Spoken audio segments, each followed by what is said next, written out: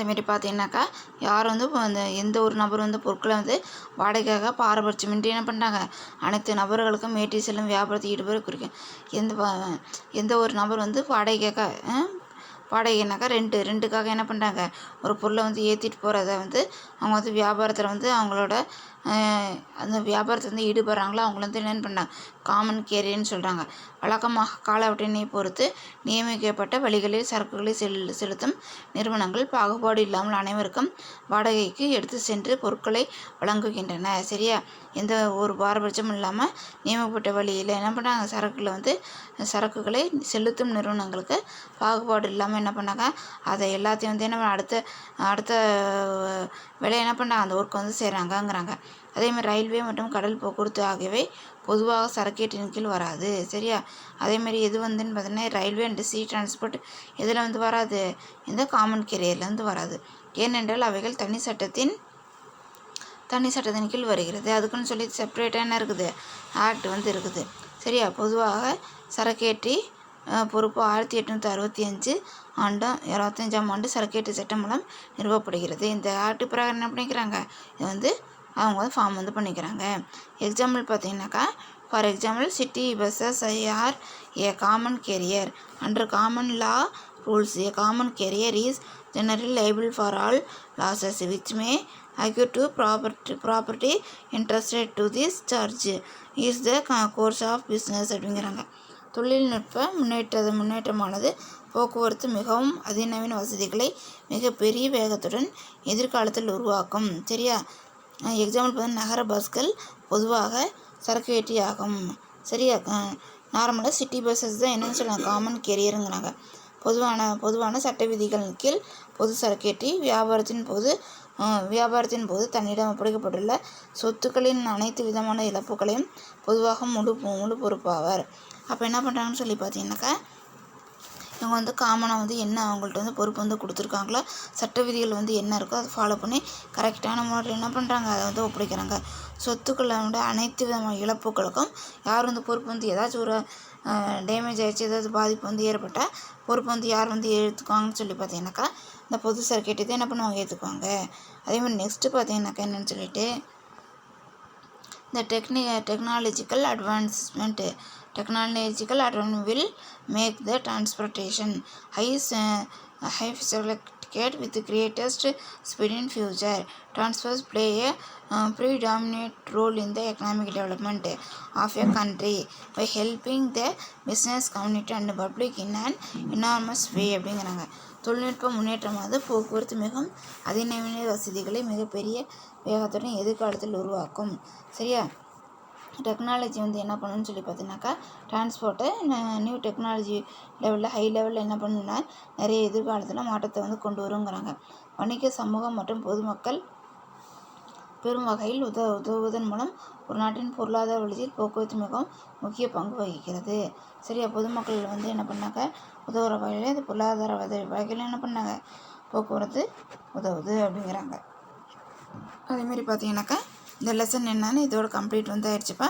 அடுத்த லெசன் என்னன்னு சொல்லி பார்த்தீங்கன்னாக்கா 15 லெசன் அது என்னன்னு சொல்லி பார்க்கலாம். நெக்ஸ்ட்டு பார்த்தீங்கன்னா என்னென்ட்டு யூனிட் 3 சர்வீஸ் பிஸ்னஸ். சரியா, சர்வீஸ் பிஸ்னஸ் ஒன்றும் இல்லை, இன்சூரன்ஸ். 15 லெசன் என்னென்னு சாப்டர் என்ன பண்ண, இன்சூரன்ஸ் காப்பீடு. சரியா, என்னென்னு பார்த்தீங்கன்னா அதுக்கு இன்ட்ரடக்ஷன் கொடுத்துருக்காங்க. Uncertainty is inherent in human life. மனித வாழ்க்கை நிலையற்றது. சரியா, மனித வாழ்க்கை நிலையற்றது அப்படிங்கிறாங்க. Every business is exposed to different types of risks such as fire, theft, accident, etc. Some of these risks can be transferred to specialized institutions known as insurance companies. Insurance substitute this uncertainty by providing financial compensation. Insurance is nothing but socialization of risk. Insurance company indemnify the loss of the insuredங்கிறாங்க.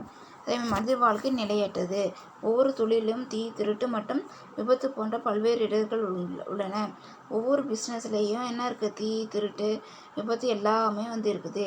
அவற்றில் சில இடர்களை காப்பீட்டு நிறுவனங்கள் போன்ற அதற்கென தோற்றுவிக்கப்பட்ட நிறுவனங்களுக்கு மாற்றம் செய்ய இயலும். சரி, அது மாதிரி என்ன பண்ணுறாங்கன்னு சொல்லி பார்த்தீங்கன்னா, ஒரு சில ரிஸ்க் எடுக்கக்கூடிய என்னது இன்சூரன்ஸ் கம்பெனி வந்து என்ன பண்ணுறாங்கன்னு சொல்லி பார்த்தீங்கன்னாக்கா, அதற்கென தோற்றுவிக்கப்பட்ட நிறுவனம் மாற்றம் செய்யலாம். அதுக்கு உண்டான கம்பெனியை வந்து என்ன பண்ணிக்கலாம், நம்ம வந்து ட்ரான்ஸ்ஃபர் வந்து பண்ணிக்கலாங்கிறாங்க. காப்பீட்டு நிதி இழப்பீடுகளை வழங்குவதன் மூலம் உறுதியற்ற தன்மையை மாற்றுகிறது. சரியா, இன்சூரன்ஸ் கம்பெனி என்ன பண்ணுறாங்கன்னு பார்த்தீங்கன்னாக்கா, அந்த இழப்பீடை வந்து என்ன பண்ணுறாங்கன்னு சொல்லி பார்த்தீங்கன்னாக்கா, அவங்க வந்து வழங்குறாங்க அப்படிங்கிறாங்க. இடர்களை மயமாக்குதல் காப்பீடு ஆகும். சோசியலைசேஷன் இன்சூரன்ஸ் வந்து என்ன பண்ணுறாங்கனாக்கா, சோசியலைசேஷன் வந்து பண்ணுறது அவங்களோட இது அப்படின்னு வந்து சொல்கிறாங்க. காப்பீடு நிறுவனம் காப்பீட்டு பெரும் இழப்பை குறைக்கிறது. இன்சூரன்ஸ் கம்பெனி என்ன பண்ணுறாங்க, இன்சூர்டோட என்னது இன்டிமினிட்டி சரி இழப்பை வந்து என்ன பண்ணுறாங்க, லாஸை வந்து குறைக்கிறாங்க அப்படிங்கிறாங்க. அது மட்டும் இல்லாமல் நெக்ஸ்ட் வந்து என்ன சொல்கிறாங்கன்னு சொல்லி பார்த்தீங்கன்னாக்கா, இங்கே வந்து கீழே கொடுத்துருக்காங்க அப்புறம் இன்சூரன்ஸு லைஃபு, ஹெல்த்து, ப்ராப்பர்ட்டி, அதேமாதிரி வெஹிக்கிளு, இன்சூரி, ட்ராவல், ஹோம், அதேமாதிரி ஆக்சிடெண்ட் சரியா அப்படின்னு சொல்லி கொடுத்துருக்காங்க. அதேமாதிரி நெக்ஸ்ட் பார்க்கலாம் meaning and definition of insurance. சரி, insurance is a contact between the insurer and the insured. சரியா, இன்சூரடு வந்து இன்சூரருங்கிறாங்க. காப்பீடு என்பது காப்பீடு தருணருக்கும் காப்பீடு பெறுநருக்கும் இடையின ஒப்பந்தம். இன்சூரர்னா யார், தருணர். சரியா, அதே மாதிரி இன்சூரர்னா பெறுநர். சரியா, which the insurer undertakes to compensate the insured for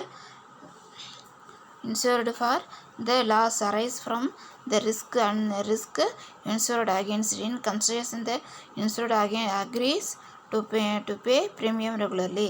The person whose risk insured is called the insured or assured. The person who agrees to compensate the loss arising from the risk is called the insurer or assurer or underwriting அப்படிங்கிறாங்க.